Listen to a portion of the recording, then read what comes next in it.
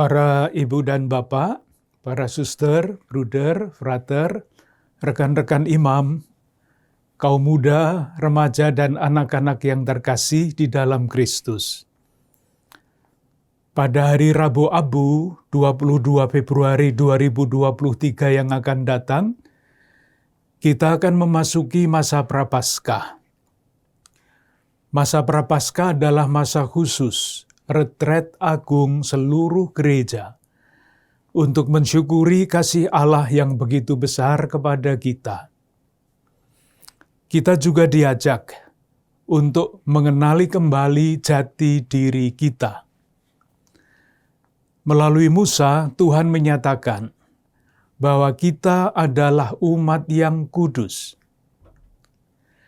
Dalam suratnya kepada jemaat di Korintus, Rasul Paulus menyatakan bahwa Roh Allah diam di dalam kamu, dan kamu adalah milik Kristus. Sementara itu, Yesus menyatakan, haruslah kamu sempurna, sebagaimana Bapamu di surga sempurna adanya. Gereja mengajarkan bahwa jati diri seperti itu adalah sama dengan panggilan menuju kesempurnaan kasih, kesempurnaan kesucian, dan kesempurnaan hidup Kristiani. Panggilan ini dijelaskan secara panjang lebar oleh Paus Fransiskus dalam anjuran apostolik yang berjudul Bersukacita dan Bergembiralah, panggilan menuju kesucian dalam dunia sekarang ini. Saya kutip kata-kata beliau. Kita sering tergoda untuk berpikir bahwa kesucian hanya diperuntukkan bagi mereka yang dapat menarik diri dari urusan sehari-hari dan menyediakan banyak waktu untuk berdoa. Bukan demikian. Kita dipanggil untuk menjadi suci dengan menghayati hidup kita dengan kasih dan dengan memberikan kesaksian dalam segala hal yang kita lakukan dimanapun kita berada. Apakah Anda terpanggil untuk menjalani hidup bakti? Jadilah suci dengan menghayati komitmen Anda dengan gembira. Apakah Anda menikah? Jadilah suci dengan mengasihi dan memberikan perhatian kepada suami atau istri Anda sebagaimana dilakukan oleh Kristus bagi gerejanya. Apakah Anda bekerja untuk mencari nafkah? Jadilah suci dengan bekerja secara jujur dan cerdas dalam pelayanan kepada saudari-saudara Anda. Dalam rangkaian pernyataan Paus Fransiskus ini, saya ingin menambahkan satu pertanyaan dan jawabannya. Apakah Anda warga Keuskupan Agung Jakarta? Jadilah suci dengan terus berusaha mencari jalan-jalan baru untuk merawat dan mengembangkan kesejahteraan bersama. Mengapa pertanyaan ini kita tambahkan? Pada tahun ini kita, umat Katolik Keuskupan Agung Jakarta, menjalani masa Prapaskah ketika kita, dalam rangka memahami ajaran sosial gereja, ingin mendalami tema kesejahteraan bersama dan mencari bentuk-bentuk aksi nyata untuk dilakukan. Yang dimaksudkan dengan kesejahteraan bersama adalah keseluruhan kondisi-kondisi hidup kemasyarakatan yang memungkinkan baik kelompok-kelompok maupun anggota-anggota perorangan untuk secara lebih penuh dan lebih lancar mencapai kesempurnaan mereka sendiri. Sebagai umat Kristiani, kita dipanggil untuk terlibat dalam mengusahakan kesejahteraan bersama itu. Saudari-saudaraku yang terkasih, Kita memasuki masa Prapaskah dengan rasa syukur, karena di tengah berbagai macam tantangan yang disebabkan oleh wabah COVID-19, pemerintah sungguh bekerja keras, dan seluruh warga bangsa terlibat untuk kesejahteraan bersama. Namun, kita semua juga sadar bahwa keadaan masyarakat kita tidak sedang baik-baik saja. Menurut data Badan Pusat Statistik, sejak September 2019 hingga September 2022, orang miskin di Indonesia meningkat jumlahnya dari 24,78 juta menjadi 26,36 juta.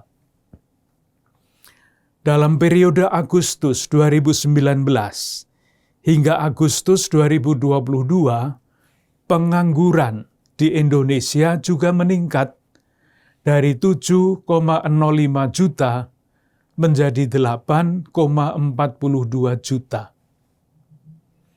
Kemiskinan dan kelangkaan lapangan kerja ini berdampak pada kesehatan masyarakat yang daya belinya menurun. Menurut salah satu penelitian yang dipublikasikan pada akhir tahun 2022, diperkirakan 68% penduduk Indonesia tidak mampu memenuhi kebutuhan gizi harian mereka. Ini berdampak antara lain pada tingginya prevalensi stunting atau TENKES anak-anak di Indonesia. Menurut survei status gizi Indonesia, angka prevalensi TENKES anak-anak balita pada tahun 2022 sebesar 21,6%. Sementara itu, angka kasus TENKES pada anak-anak usia 12-13 bulan pada tahun 2022 meningkat dari 565.479 menjadi 978.930 anak. Kesehatan mental masyarakat juga terdampak.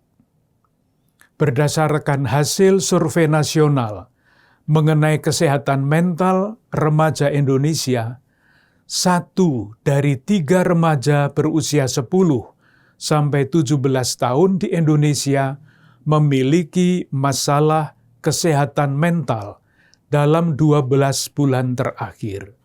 Jumlah itu setara dengan 15,5 juta remaja Indonesia. Tentu keadaan masyarakat kita jauh lebih kompleks daripada yang tercermin dalam angka-angka itu. Saudari-saudaraku yang terkasih, saya ingin mengajak saudari-saudara sekalian untuk secara khusus menyadari satu dari antara kejahatan kemanusiaan yang paling besar yang langsung berlawanan dengan cita-cita kesejahteraan bersama, yaitu perdagangan orang. Saudari-saudara kita yang paling miskin, rentan, dan difabel, serta perempuan dari segala usia dan anak-anak, kaum migran, pengungsi, dan saudari-saudara kita yang datang dari keluarga yang tidak harmonis, sangat rentan dieksploitasi untuk praktek perdagangan manusia. Pada awal bulan Januari 2023 ini, polisi menangkap 4 orang terduga pelaku perdagangan orang di sebuah apartemen di kawasan Cempaka Putih, Jakarta Pusat. Tindak pidana perdagangan orang juga banyak menyerang saudari-saudara kita, pekerja migran Indonesia yang bekerja di luar negeri. Menurut Direktur Perlindungan Warga Negara Indonesia, Kementerian Luar Negeri, jumlah kasus tindak pidana perdagangan orang warga negara Indonesia di luar negeri periode 2017 hingga Oktober 2022 terus meningkat. Kasus tindak pidana perdagangan orang ada di sekitar kita. Namun tidak selalu jelas terlihat karena para penjual manusia bekerja secara sembunyi-sembunyi dan rapi. Gereja menegaskan bahwa perdagangan orang dan penyelundupan migran adalah kriminal dan dosa berat karena melecehkan serta merusak martabat manusia. Paus Fransiskus menyebut praktek perdagangan orang sebagai luka serius di dalam masyarakat dan gereja. Karena itu, Bapak Suci menyampaikan komitmen gereja untuk memerangi praktek perdagangan orang.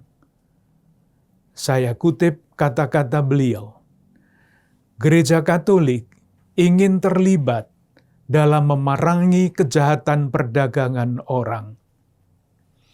Gereja ingin melindungi korban dari penipuan dan bujuk rayu pedagang orang. Gereja ingin menemukan mereka dan membebaskan mereka ketika mereka direkrut, disekap, dan direndahkan sebagai budak. Gereja ingin mendampingi mereka setelah mereka dibebaskan. Saudari-saudaraku yang terkasih, tantangan dan kenyataan yang tergambar dalam angka-angka dan pernyataan-pernyataan itu menunjukkan bahwa perjuangan untuk mewujudkan kesejahteraan bersama menjadi sangat penting, sangat relevan, sekaligus sangat kompleks. Kesejahteraan bersama adalah wujud nyata dari keselamatan yang merupakan buah sengsara, wafat, dan kebangkitan Kristus yang akan kita rayakan pada Pekan Suci. Keselamatan manusia secara fisik, tubuhnya, secara mental, jiwanya, dan secara spiritual, rohnya. Pertanyaan yang mesti kita jawab adalah ini: apa yang harus kita lakukan supaya kesejahteraan bersama, fisik, mental, spiritual, dapat semakin terwujud? Beberapa contoh berikut ini dapat kita pertimbangkan. Kita bisa mulai dari keluarga kita masing-masing dan lingkungan terdekat dengan merawat dan mengembangkan keharmonisan relasi dalam keluarga dan lingkungan terdekat. Relasi yang harmonis di dalam keluarga dan masyarakat akan memunculkan prakarsa-prakarsa kreatif untuk mengusahakan kesejahteraan bersama. Misalnya, ambil bagian dalam pelayanan makanan bergizi untuk anak-anak yang mengalami gizi buruk di sekitar kita. Kita juga dapat membantu saudari-saudara kita yang masih berjuang untuk dapat memenuhi kebutuhan dasar mereka dengan membantu memberikan akses jaminan sosial, bantuan karitatif 5 kebutuhan dasar, pangan, sandang, papan, kesehatan, dan pendidikan. Saudari-saudara kita yang mengalami gangguan kesehatan fisik, mental, dan spiritual menjadi sangat rentan terhadap berbagai macam eksploitasi. Perlu ditemukan aksi-aksi kreatif untuk membantu mereka. Misalnya, dengan menyediakan layanan konseling, mengadakan kunjungan sapaan kepada saudari-saudara kita yang mengalami kesepian. Motif ekonomi biasanya menjadi penyebab orang terperangkap menjadi korban perdagangan orang. upaya-upaya konkret dapat dilakukan untuk membantu saudari-saudara kita yang kurang beruntung. Misalnya, mendapatkan pekerjaan formal atau informal. Membantu saudari-saudara kita dalam usaha mikro, kecil, dan menengah.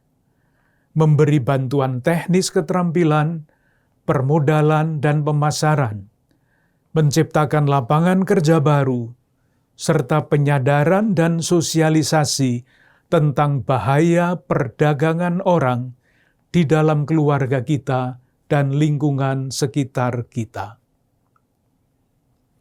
Akhirnya, bersama dengan para imam, diakon, dan semua pelayan umat, saya ingin mengucapkan terima kasih kepada para ibu, bapak, suster, bruder, frater, kaum muda, remaja, dan anak-anak semua yang dengan beraneka cara terlibat dalam karya perutusan Keuskupan Agung Jakarta. Kita berharap melalui berbagai prakarsa yang kita jalankan, khususnya selama masa Prapaskah, sekecil dan sesederhana apapun, kita terus dapat berkontribusi untuk mewujudkan kesejahteraan bersama yang adalah wujud nyata keselamatan. Salam dan berkat Tuhan untuk Anda semua, keluarga-keluarga dan komunitas Anda. Bunda Maria dan Bapak Yusuf, doakanlah kami.